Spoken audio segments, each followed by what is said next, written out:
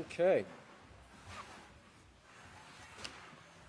We are going to be continuing in the 13th book of Israel, part 1, which is the gold, pure fine gold edition here from 2013. And we are in the sermon entitled, we'll be on page 119, starting on page 119. And we'll be on chapter 13 in the sermon entitled, Prophecies to be Fulfilled in the Last Days After the Holy Scriptures Were Restored to Mankind After Being Taken from Them. And of course, this was a time period that we saw throughout the history of the House of Yahweh and the prophecies that were fulfilled. And, the House of Yahweh, the people of Yahweh, went through a transitional phase throughout their whole course, their whole walk with Yahweh. And you can see a great deal of that throughout the book of the history of the judges and the kings and so forth, when, they had their ups and their downs, and their ups and their downs, and their ups and their downs. And Yahweh said that he would allow this to take place. They had to see and they had to experience certain things. They had to see what Yahweh's laws brought. They had to build and develop a trust in Yahweh, their heavenly Father. They had to see that his laws did work. It would bring them protection. They had to understand that it was Yahweh who fought their battles for them. It was not by their own strength that these great successes came about amongst the tribes. It was Yahweh who brought these things about, because one of the things that he had to knock out of them, just like he had to knock out of us when we first came here, was that stubborn pride. This is what is taught to us. This is what was taught to the children of Israel. Remember, they came up just like we did in the land of Egypt. Location is irrelevant. It's the lifestyle that they lived. We grew up in the land of Egypt as well. A great majority of us, the generations that are coming out now, blessed, praise be to Yahweh, that they didn't have to grow up and experience the things that we experienced before our calling to the house of Yahweh, but they were in the land of Egypt. They experienced the curse of sin. They ate, they drank, they rose up to play. They had their cake and they ate it too. They sowed their royal oats, or maybe they weren't royal at the time, but they sowed their oats. They experienced all these things that were pushed at them continuously, coming forth from the world and from the system that was guiding the government of Egypt at the time, just like we see that same system guiding the kingdoms and the governments of the world in this day and age and throughout the entire world, as Revelations chapter 17 says, that these kings have committed fornication. That is, they have joined with, in unity with, this woman that sits on 7 hills. Okay? And so all these things Yahweh allowed to take place, and he allowed that for a purpose, so that mankind could see and understand. Remember, this is a lesson, as we're going to get into this sermon here. This is a lesson that Yahweh says there won't be any doubt in anybody's mind.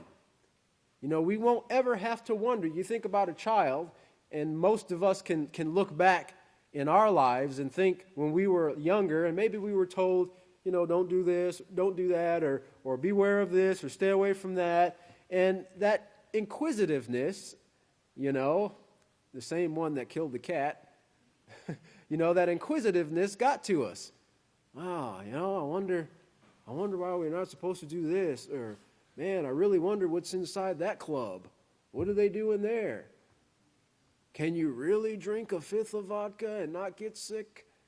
The inquisitiveness was there, and we had nothing to restrain us. We had nothing to hold us back, except maybe the thought in our minds that mom or dad or whoever our guardian was said not to do this. No reason to go with it, just don't do it, And so Yahweh allowed this to take place with mankind. He got his fingers burned, but remember, it wouldn't be a permanent thing, because there is the resurrection that he promises, the resurrection, so that everybody can be taught the great laws of peace. They can be able to look back on the history and maybe even remember their sins, or at least look back on the history of the sins of those who made poor choices or mistakes, and see what the results of those things brought, and then they can compare it to the history of those who chose righteousness.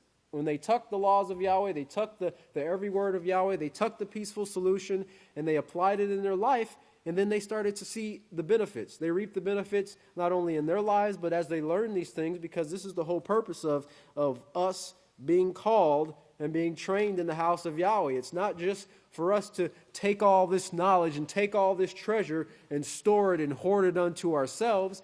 No, freely you have received, freely give. This is what Yahweh is setting this thing up for, and what we receive in this time period, and this is why we need to take full advantage of the teaching that Yahweh has given us in these last days. It's the opportunity of a lifetime, literally. An opportunity of a lifetime, but, it is really a 1 in a trillion, or however the numbers are. If you look at the history of everyone who's ever lived on the face of the earth since the beginning till this time, I mean, the odds are extremely slim that we are even here, And considering that, understand that Yahweh knew each and every one of us before he ever put any of this together, before he even built this planet Earth, or that which governs the heavens and the earth.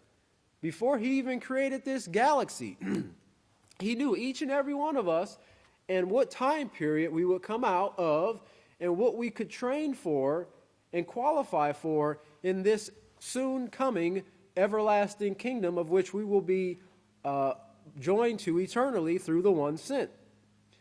And this is the great honor that Yahweh is placing upon us, and we just have to take hold of it.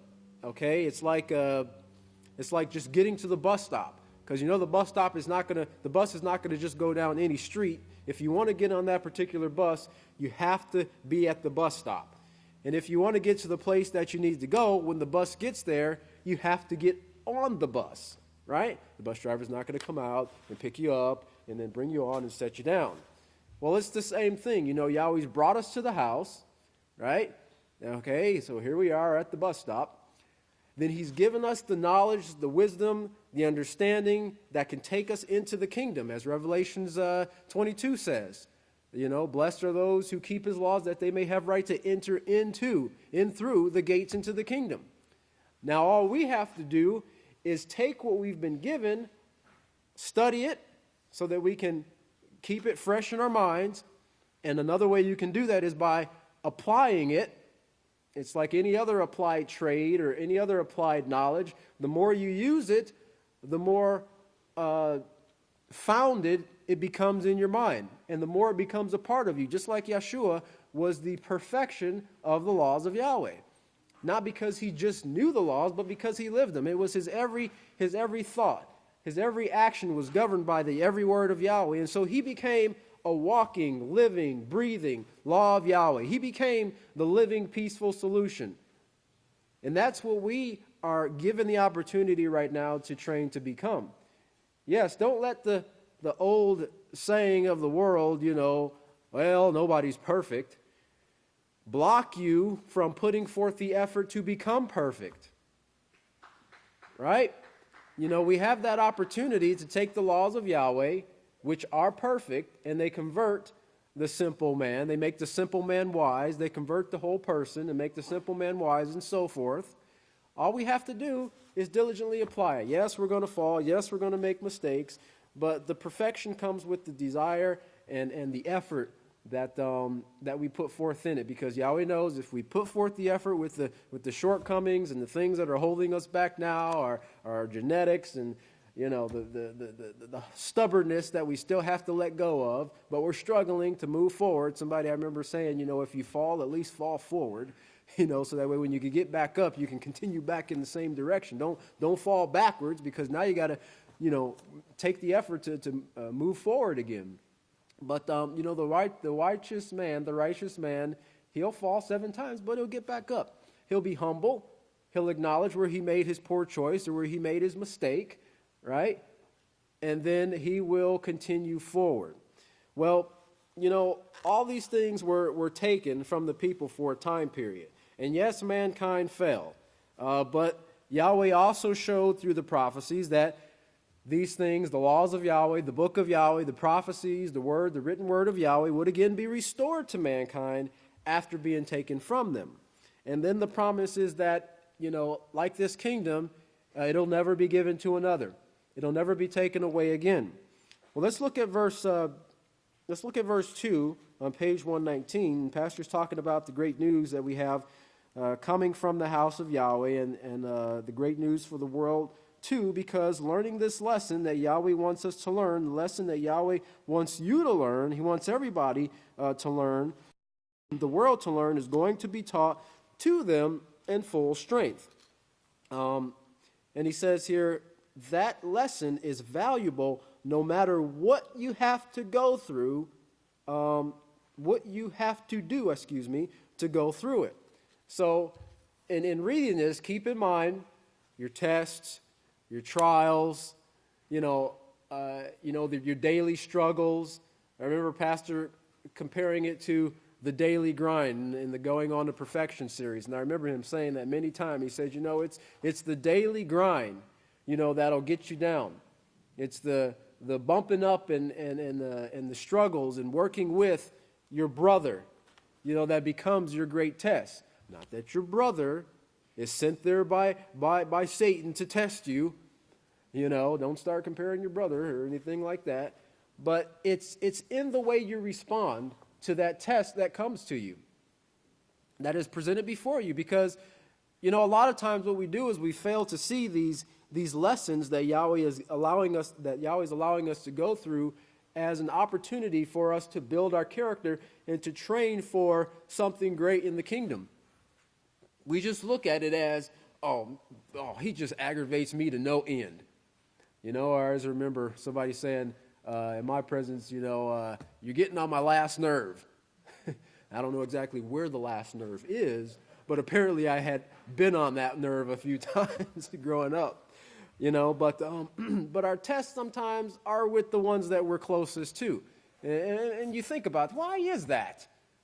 Why is that? Well, we know from what we've been taught in the house of Yahweh that one that we're closest to might very well be the closest partner we're going to be working with throughout all eternity. Okay? Now you look at, praise Yahweh, you look at Kepha and Shaul, the apostles, and they had their ups and downs. They rubbed each other the wrong way, and they irritated each other, and they even had a time period where they needed the rod of separation, right? From the Oki 24. I guess they had the Oki 24 back then too, huh? And so they utilized it, and when the time was right, they came back together and continued in the work of Yahweh. But even through that, they didn't stop doing the work of Yahweh, if you notice. They continued in doing the work of Yahweh. They did not allow the work of Yahweh to lie dormant or to allow it to die.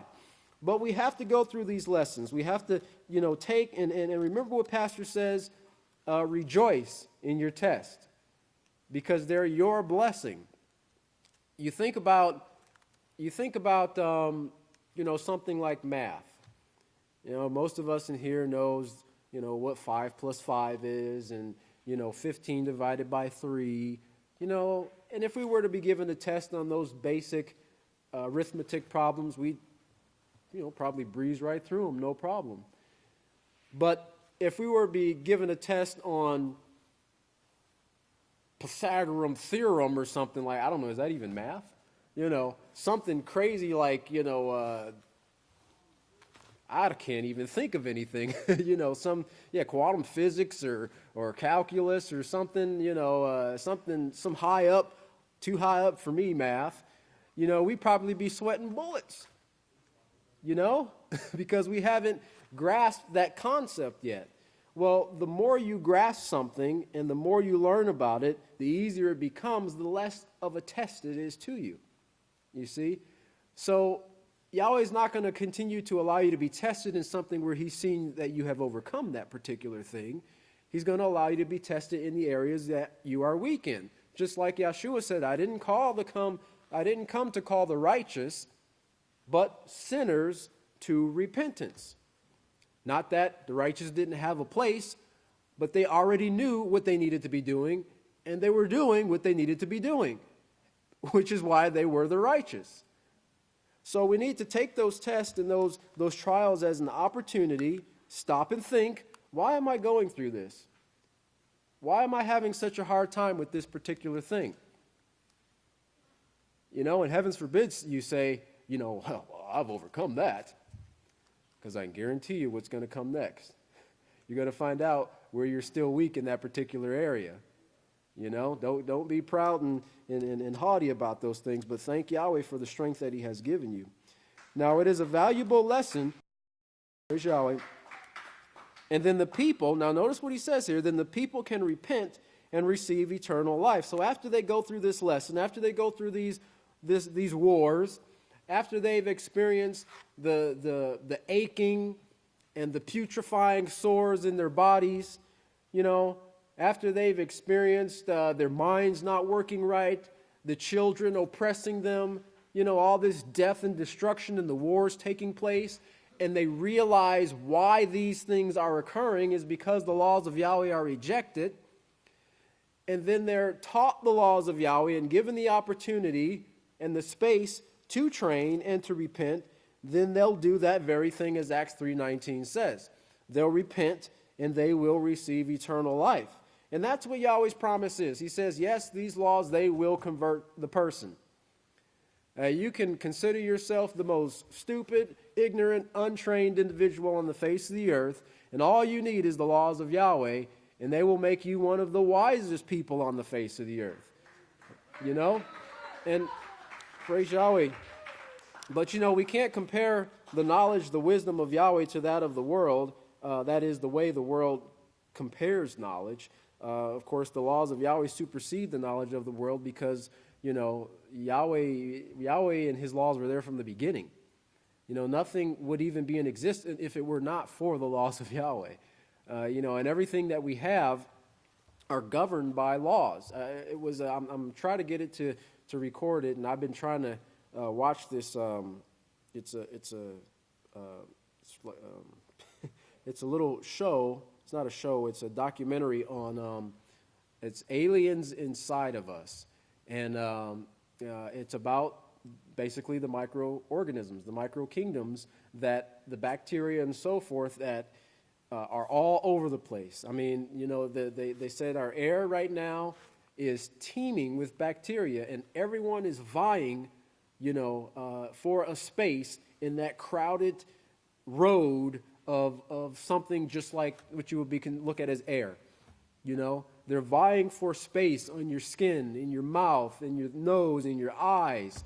The bacteria are all over. Now, if you were able to actually see these things, you probably start, doing all this, I got all this bacteria on me, but you don't feel them, and they depend on us as much as we depend on them. And that was the interesting thing that the scientists were saying, that they need us as much as we need them for survival. Now, Yahweh created this to be this way from the very beginning. And just like He has done with the bacteria, the microorganisms, and humans, and animals, and everything that needs bacteria, so the same as He's doing with us. We need one another in order to do this work. Remember, Yahweh is putting together a family, a kingdom of priests, and a house is considered a family. The builder of the house, the builder of the family name, a son, builds the family, builds the house. The house of Yahweh is the family of Yahweh. So we are dependent on one another to overcome, to do this work, to grow, to be like Yahweh. And not any one of us are, as the saying goes, no man is an island. Let's look over to Eob. I don't get too far on this, but because mankind has to learn this lesson, and sometimes these things might not be pleasing. Matter of fact, hold your place in Eob 33, and let's go back to Hebrews.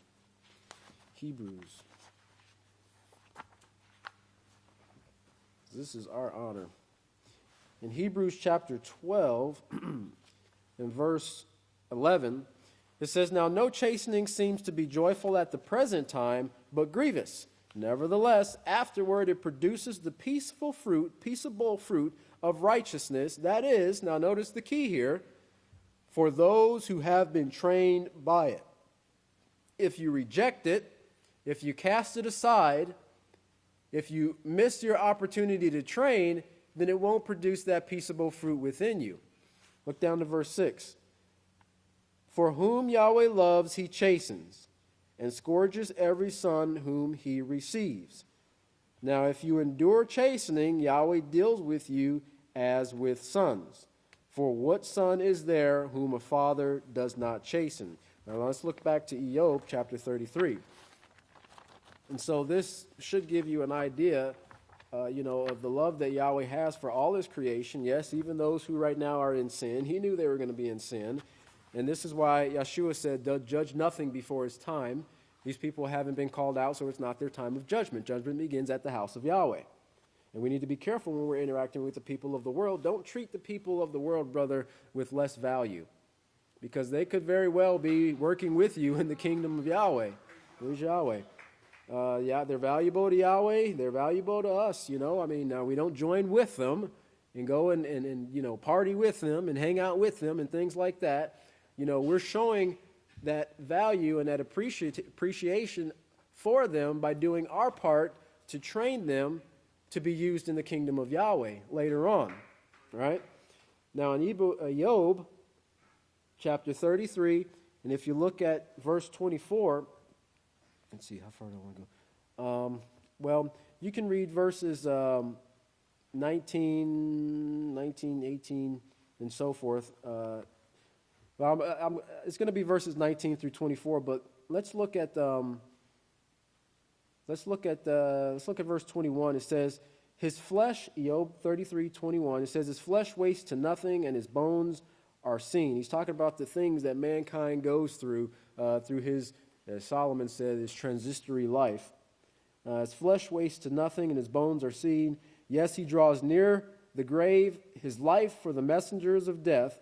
Yet if there is a Malach on his side, a spokesman, and your mind should be ringing with Revelations 11, verse 5, which talks about the spokesman of those, who brings forth the laws of Yahweh as a two-edged sword, one among 1,000 to show man his uprightness, or Yahweh's uprightness.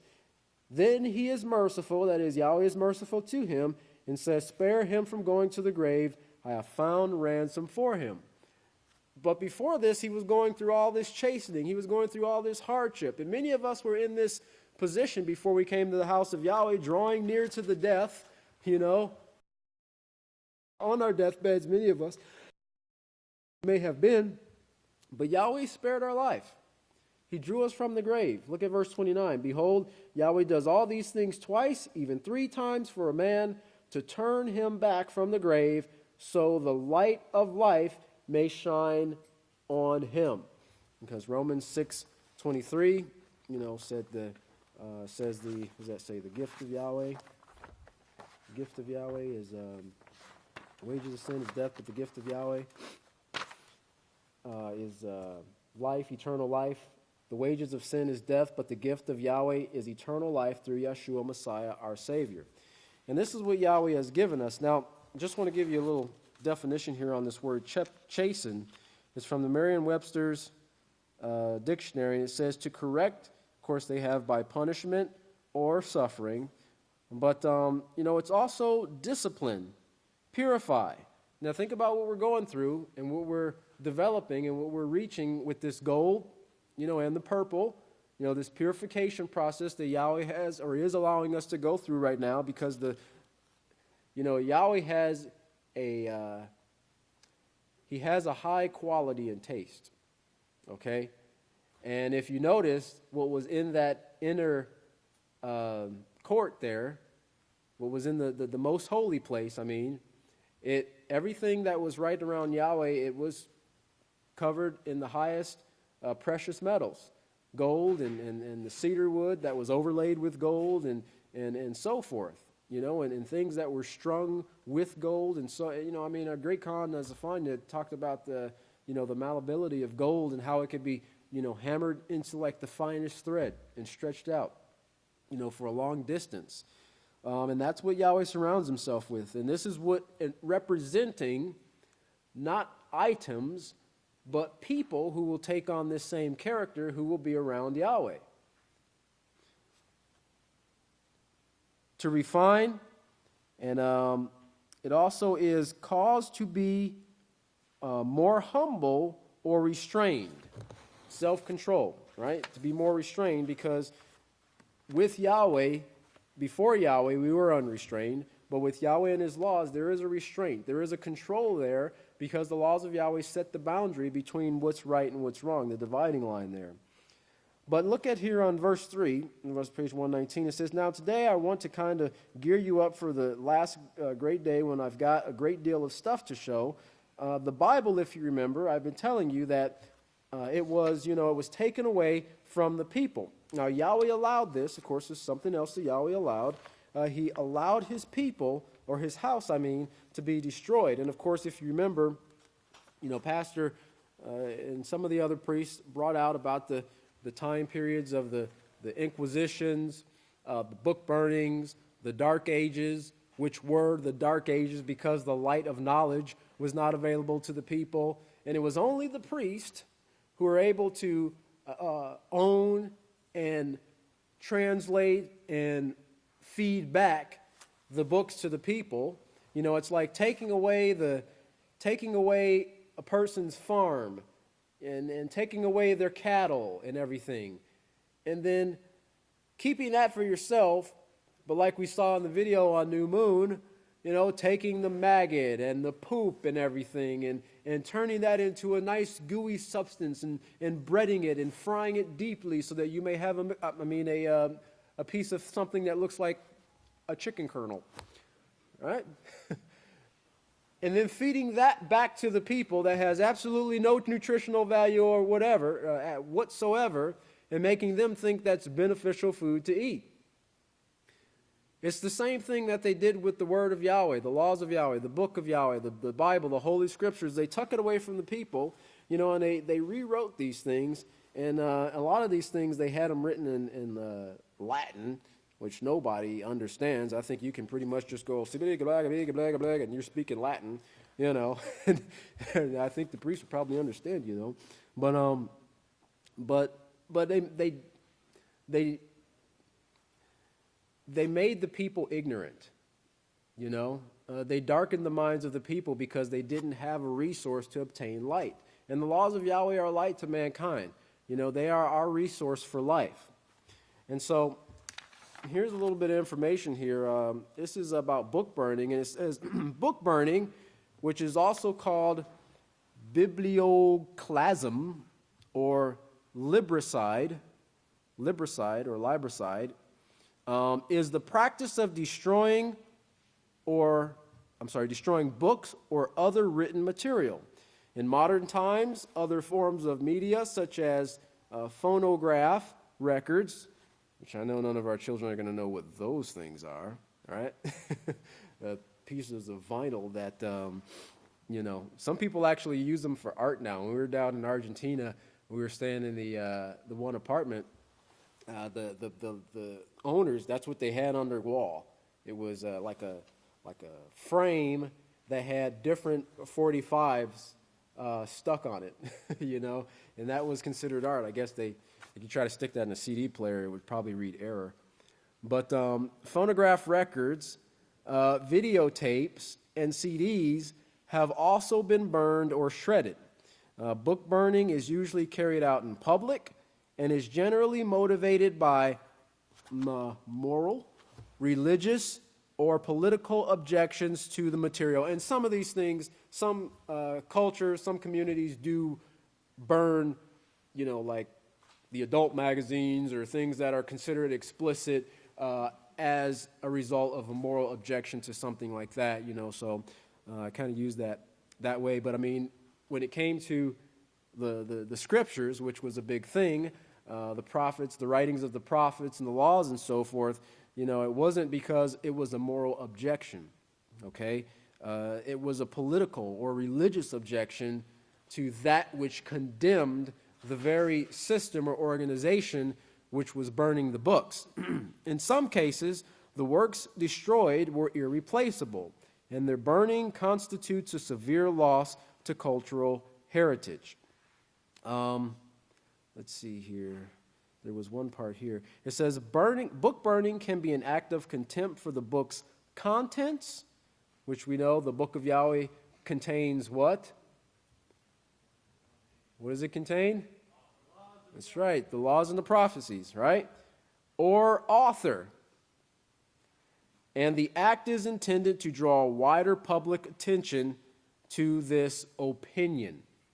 All right, to this opinion of contempt. So let it be known, and this was a part of what went with it, let it be known that if you own or harbor any of these books, if these are found in your possession, then you will also meet the same fate, because we are in contempt to the contents or the author who has brought forth this blasphemy, as they would say.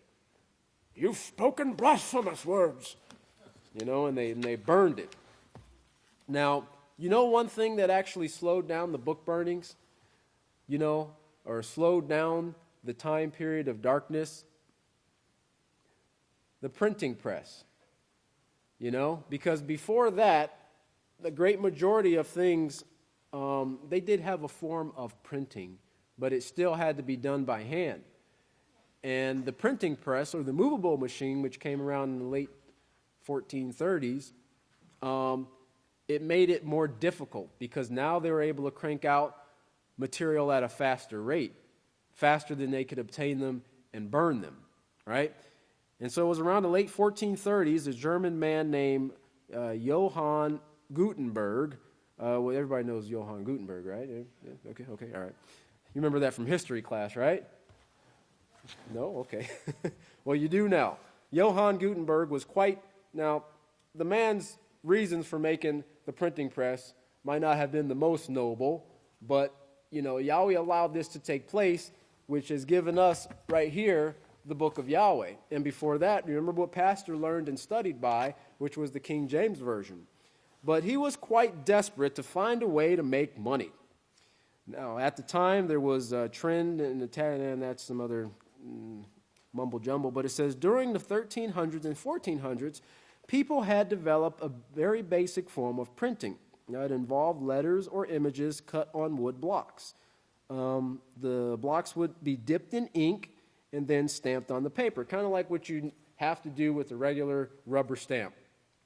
All right, and except these were of blocks, stamped on the paper. Gutenberg already had previous experience working at a mint, and he realized that if he could use cut blocks with a machine, he could make the printing press process a lot faster. Even better, he would be able to reproduce text in great numbers. However, instead of using wood blocks, he used metal instead. This was known as a movable type machine. Now, since the metal block letters could be moved around to create new words and sentences, because that's why it was called the movable block machine, movable type machine. Now, with this machine, Gutenberg made the very first printed book, which was naturally a reproduction of the Bible. And that's where they get the Gutenberg Bible from. Has anybody ever heard of the Gutenberg Bible? Gutenberg Bibles? Okay, I see some. No. Okay. I think I've heard of that before, that Bible before. I've never read it before, but that was one of the first things that he actually put into production. And I still think the Bible is one of the number one sellers on the book list. But it is also one of the most attacked books there is out there on the market because of varying opinions of interpretations. Let's look over to page 120. And Pastor's talking about here, he says, now this was the shape the world stood in, in this time period of darkness and so forth. Of course, Yahweh said that he would, in verse 4 it says, Daniel shows that, the 2 dates when he would change all of this around and bring it around so he could raise up a branch to establish the house of Yahweh. And if we didn't, I move back to verse 4, if we didn't have the Holy Scriptures, we wouldn't know what the house of Yahweh was. And if we didn't have other information besides the King James Version, you wouldn't find it anyway. So Yahweh had to bring all of that about for this prophecy to be fulfilled. You see, a wonderful thing to us. Could you prophesy that and bring it to pass? Now he says in verse 5, now this was the shape the world stood in. Anyone can pull up the history of the Bible, it's that easy. That's easy. And read it, and you'll see how it was taken away from the people. And if you remember, even like in the movie Grapes of Wrath, and the basis of the Bible and the family and so forth, that was there. That was still a part of the people's culture, their heritage, their lives, where they would sit around and they would read out of the scriptures, or they would even make quotes out of the scriptures. Even they use them in a lot of the older movies. And they don't see anything like that anymore, especially on today's TV. I think the closest you would get to the Bible is the one that they put in the hotel drawer there, but most people don't even, read that. They usually move it out of the way to get to the phone book to call, a pizza place that's owned by the Catholic Church, which we won't remember. Knock one down and they all fall down.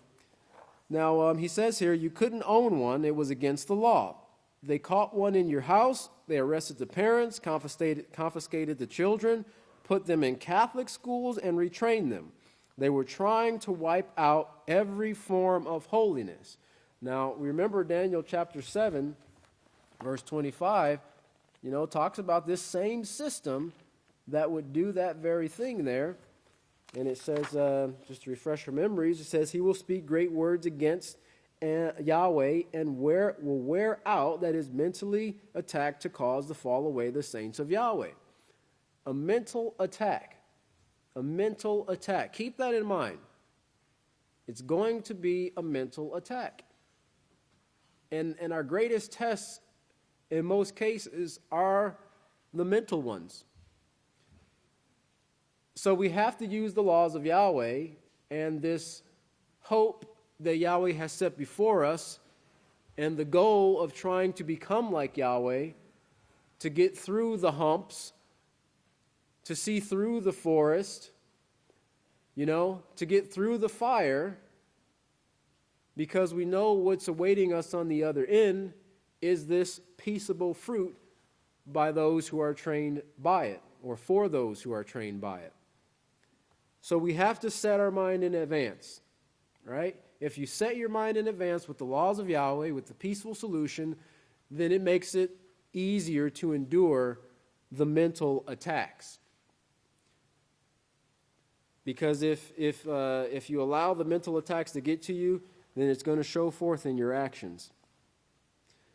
Now in verse 6, it says, that next paragraph after Malachi Martin, it says, and it's coming down to the nuclear wars, or what they're calling thermonuclear wars, which means deep burning of the earth. And of course, the earth must be burned because of the filthiness that is in it. That's coming back to mankind. To the point now that we can't even grow food that has its original, flavor anymore. I was talking to someone the other day and I said, man, I remember I used to love carrots. I mean, I loved carrots. And I don't know if it was an influence from Bugs Bunny or what, because, man, he made a carrot. I mean, he made that carrot look tasty, But I did. I absolutely loved carrots. And I loved the taste. And I remember, I can even remember now the sweetness of the carrots that they had. And the way they just, chewed in between your teeth and everything, and the carrot juice, and you swallow it and everything, and it was just delicious. But now, carrots are just orange water sticks. It's like they have no flavor and sometimes even bitter. I think we could use those at Passover sometimes, I mean, they just have no flavor, but the earth can't produce that anymore. The strength has been taken away from the earth because, as Isaiah 24 says, it's been defiled because of man's activities. And so has the firmament as well, which also the earth, the plants, depend on receiving resources from the firmament. Just like thinking about the steak or the beef that you eat, or the milk that you drink that comes from the cow, or the fish that you eat that comes from the lake or the ocean. It's receiving benefits, just one aspect of it, receiving benefits from a source that's about 93 million miles away, called the sun, which I plan to visit one day, because there's a firmament on the sun of microorganisms that enable it to do its job and shine its light and everything. But we receive benefits from that thing, that ball that's 93 million miles away. And the things that we receive from the sun have to be filtered through what's up in the firmament.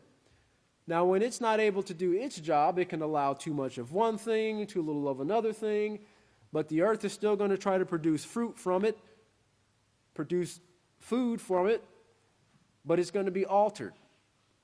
And it's not going to be the original that Yahweh intended it to be. And this is a part of the lesson that Yahweh is allowing mankind to learn, that you can't have peace in any way, shape, or form without the laws of peace. And that's going to seem like a broken record, CD, MP3. Bring it back up all the way to today's day. Could have took it back to reel-to-reel, or was it the phonograph? That was the phonograph, right? That thing with the big horn that, You guys remember that? How many grew up with a phonograph? Oh, praise God. I've seen about 5 hands in here. Okay, but it'll sound like a broken record to people about us teaching them the laws of Yahweh. This is the way, walk you in it. But it also is shown in the scriptures, by the foolishness of preaching, we will save the many. Yeah, we're going to tell them this, and we're not going to tell them anything new. What new thing has Yahweh told us up to this date that he used to teach Adam, that he used to teach Eve, that he used to teach Abel or Moshe or anybody else? It's the same laws of Yahweh, and that's why it's so important, and it is stressed that they without us will not be made perfect. They won't be saved, because the laws of Yahweh are the very thing that Abraham, Isaac, and Jacob used to become this friend of Yahweh, to become righteous. It's going to be the same strength that we have in this time period where there is the peak of sin. So if these men have these laws in their hearts and their mind, and it's a part of their character, if they were sitting in this sanctuary right here, right now, and they're exposed to the internets and waste book, and what's the other ones?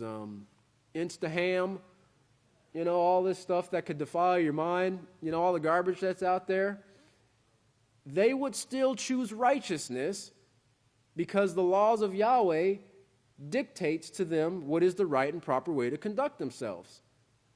And this is what Yahweh is going to use to save all his creation. You see, whether it's mankind or whether it's the spirit beings in the heavens. The laws of Yahweh is what governs all life. It's what gives life, and life abundant, as Yeshua said. Now, of course, in verse 8, Malachi Martin in his book, Keys of This Blood, it talks about Mary is going to make war with anyone who will not worship her, and he names several of the nations, and one of them is China. And we have seen through the news that China has been, in the crosshairs of many of the nations here, and they keep their resources to themselves, and of course they don't worship Mary, and the little bit that they do have in there that do worship Mary, they won't allow the Catholic Church to have a foothold in that area. The Catholic Church will set up a bishop or a priest. Well, the Chinese government will remove them from that office because they don't recognize the authority of the Catholic Church. So they're working to get their tentacles into that country. Of course, they want the wealth as well. By your wisdom, you have acquired great wealth, riches for yourself. Yahweh spoke to Hillel.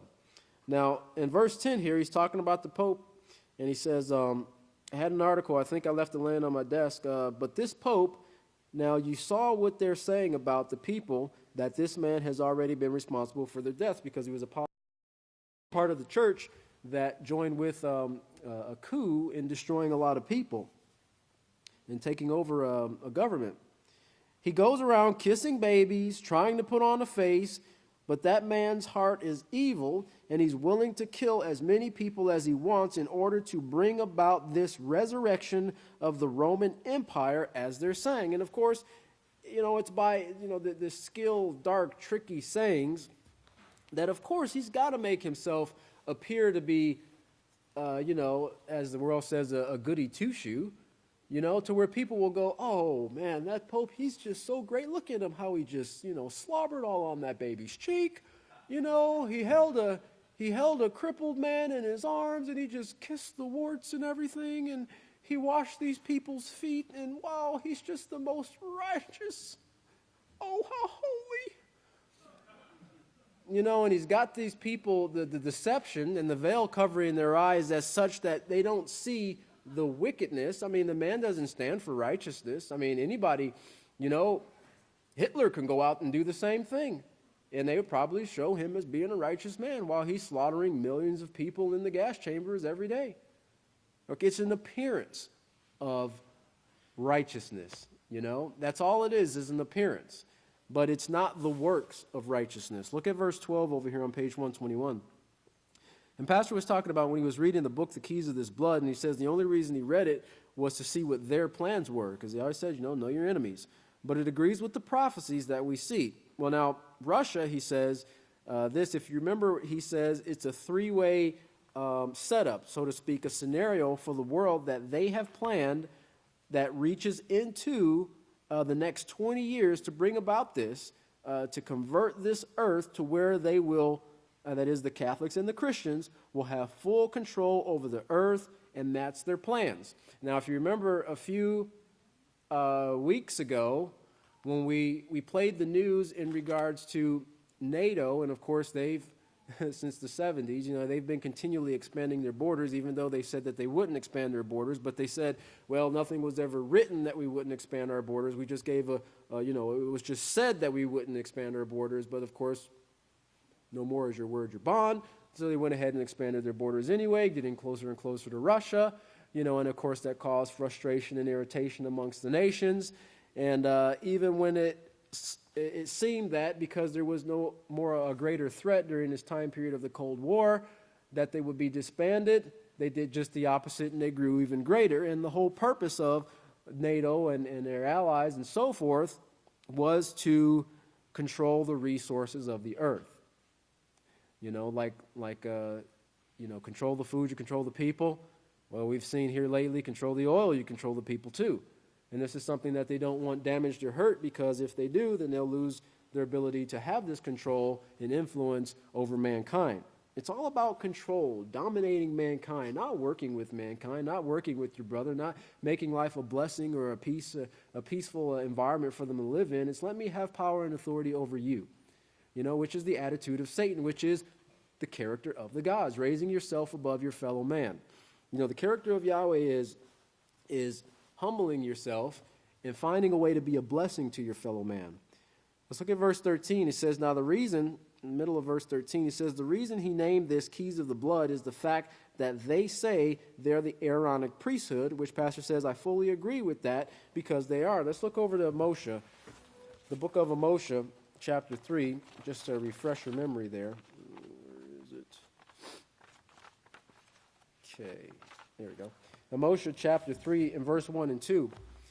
And Moshe says, now, hear this word which Yahweh has spoken against you, O children of Israel, against the whole family which I brought up from the land of Egypt, saying, you only have I known of all the families of the earth. Therefore, I will, it says punish, but it was actually judge or purify you from all your iniquities, which is the rejecting of Yahweh's laws.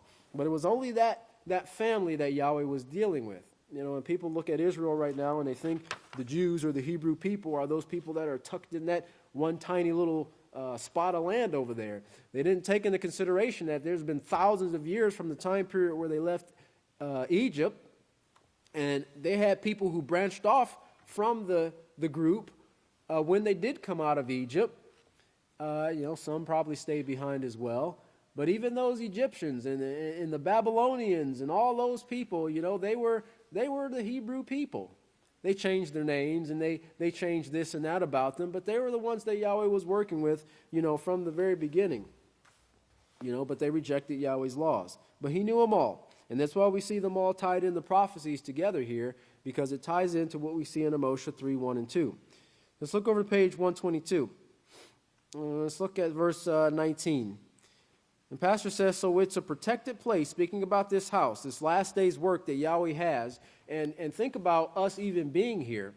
With it being a protected place, there's no way that we could even be here if it was not for the fact that there was an invitation already waiting for us, before the earth was ever formed, and it was waiting for us in our mind, in our DNA, because Yahweh had to flip the switch to make us start wondering and inquiring, well, what is the Sabbath? I heard somebody say something about Sabbath. Or what is the name of the Creator? Prophecies? The two witnesses? Something clicked in there and made us start that process of seeking the house of Yahweh, seeking Yahweh at his house. But it's a protected place, and we're reaching the world with this, but in this time, in verse 19, but in this time period, here as you see, the end of the age when things are going to change drastically. Yeshua said in verses 21 through 22, there'd be great tribulation that would actually destroy the earth if Yahweh did not stop it. No flesh would be saved alive if Yahweh didn't step in and stop what is taking place now in the world and is going to escalate. Let's see here. And then, of course, he says, they're threatening nuclear war, nuclear bombs. And in fact, even the people I've talked to just in passing, when we've talked about the wars and the things that are building up, it's just saying the same thing. Everybody, they're callous to the fact that nuclear war, the threat of nuclear war is looming. And they're saying, we need to go ahead. We need to just go over there and nuke these guys. Just nuke these guys, get it over with, bring our troops home so they can start torturing and guarding us. We need our troops here guarding our borders, right? Well, that doesn't fix anything, but they're leaning toward nuclear war, and that's what they're going to use, and they're going to see, what a foolish choice this was, because they will create a monster that will be greater than they can control with this nuclear burning. And if you remember, several months back during the feast, when we were talking about the firmament, the firmament, actually the explosions that'll take place with the gases in the firmament, and Yahweh says we're going to be here to see these things. You better be here to see these things. Don't ever think about giving up. But I bet you that'd be some scary stuff, I mean, the firmament over your head, I don't know if I really don't know how it's going to take place, if it's just going to be a flash boom or what. But it's going to get everybody's attention that you can't do these things.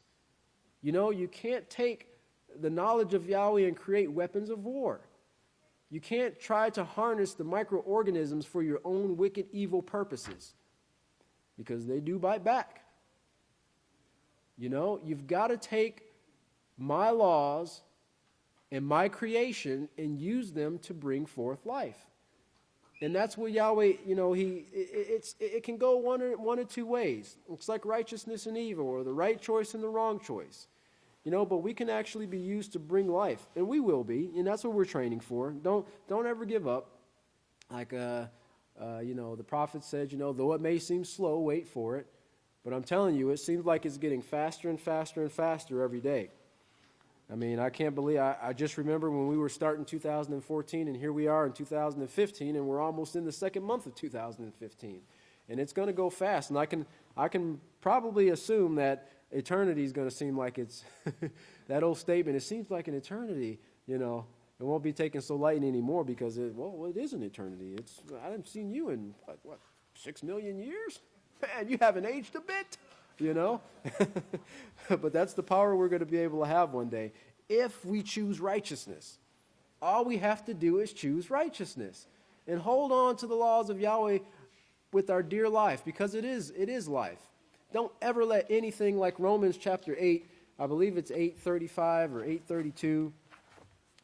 Romans chapter 8:35, where it says, "Who will separate you from the love of the Messiah?"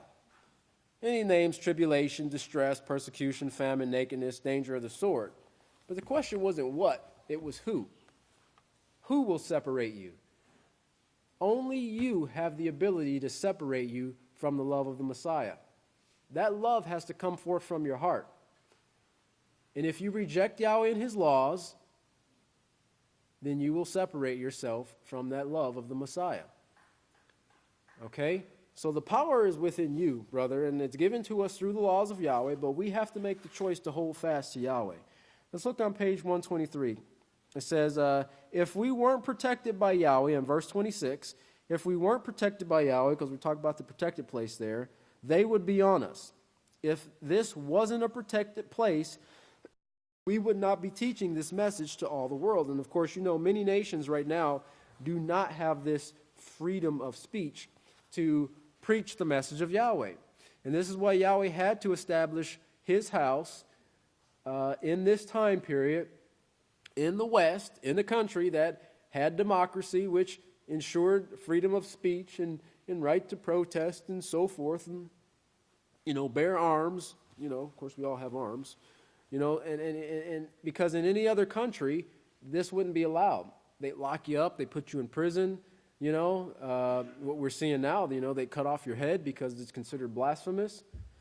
But in the United States of America, which is the chief of the nations, we have this freedom. And from this place, we can actually reach other nations where that freedom is not allowed and reach the people that Yahweh is calling out.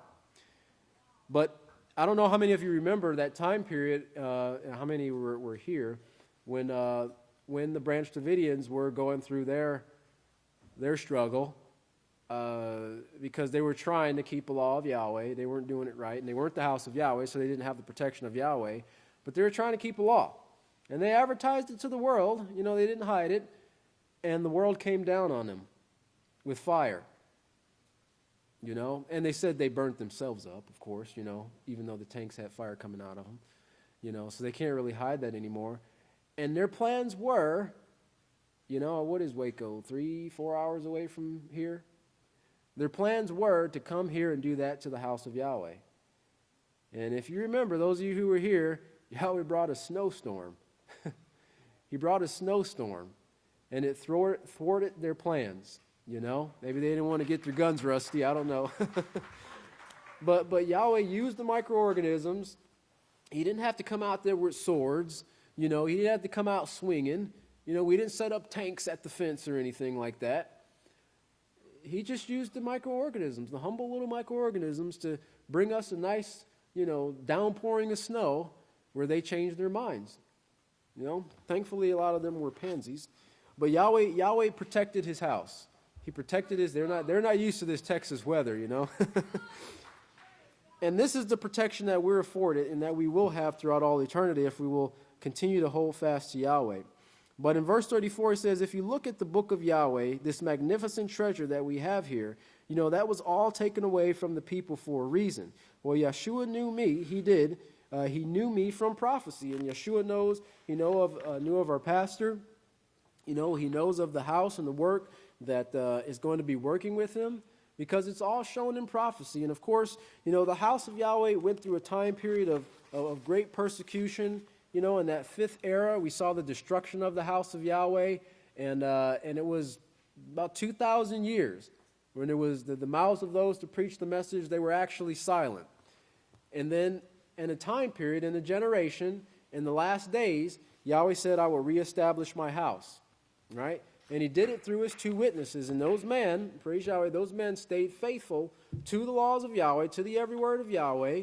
And the one spokesman who remains is continuing to do so. But he has taken this message, because he is the only one that has authority to do so, taking this message to the entire world to turn man from their sins.